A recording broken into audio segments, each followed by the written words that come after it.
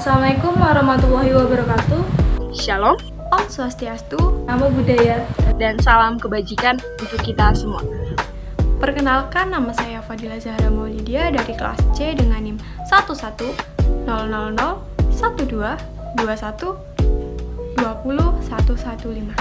Kenalkan, saya Sevili Tiani dari kelas C NIM 110012212017.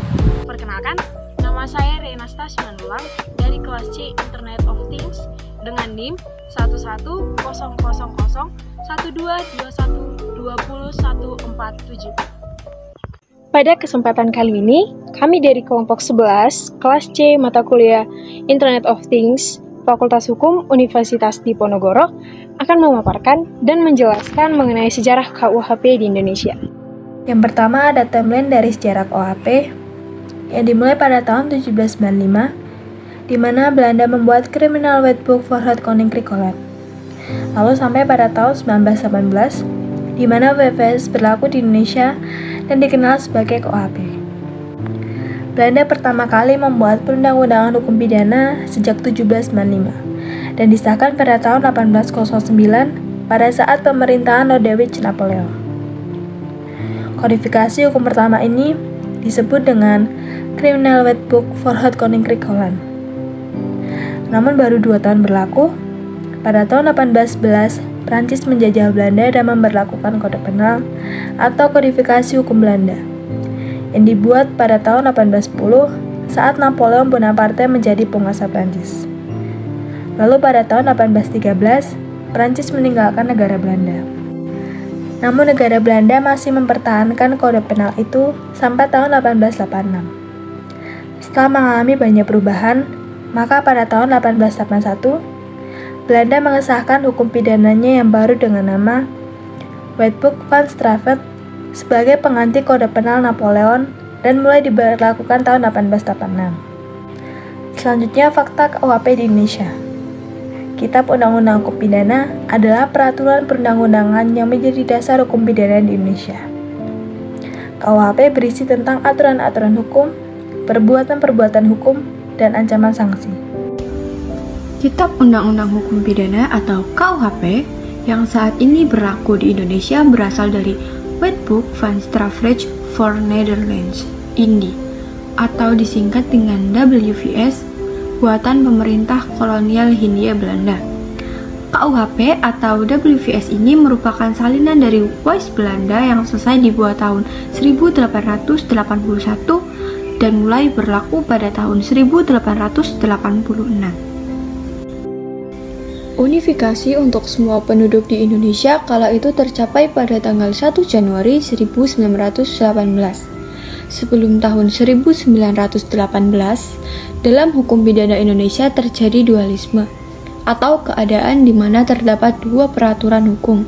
Kala itu WVS terbagi menjadi untuk golongan Eropa dan untuk golongan Bumi Putra.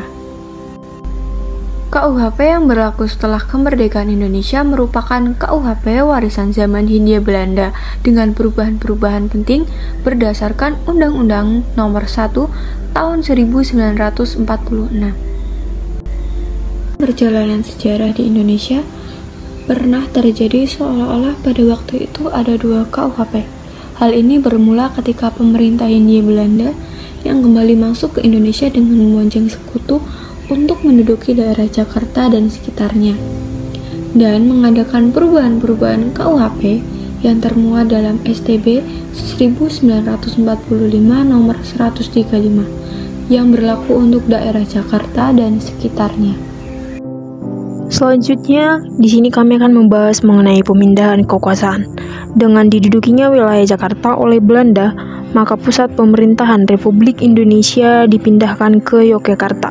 Pemerintah Republik Indonesia yang berkedudukan di Yogyakarta mengadakan perubahan terhadap WVS milik Hindia Belanda dengan Undang-Undang Nomor tahun 1946 yang berlaku untuk negara Republik Indonesia selain yang diduduki oleh Belanda.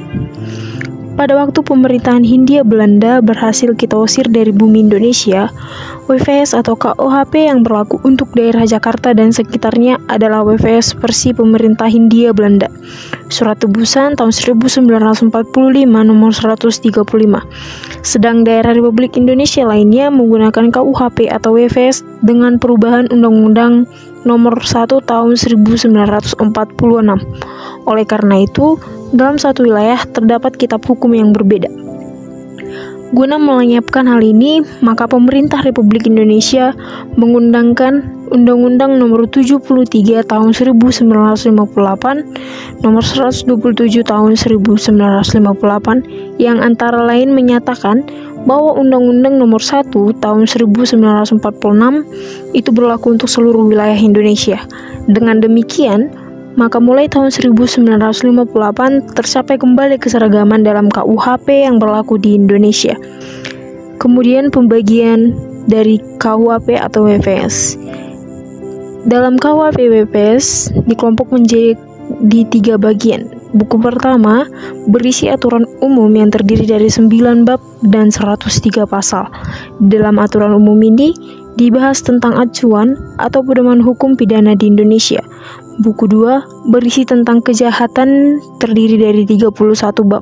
Pada buku ini dijelaskan secara khusus tentang kejahatan, perbuatan-perbuatan yang memenuhi unsur kejahatan, dan ancaman sanksi delik pidana kejahatan.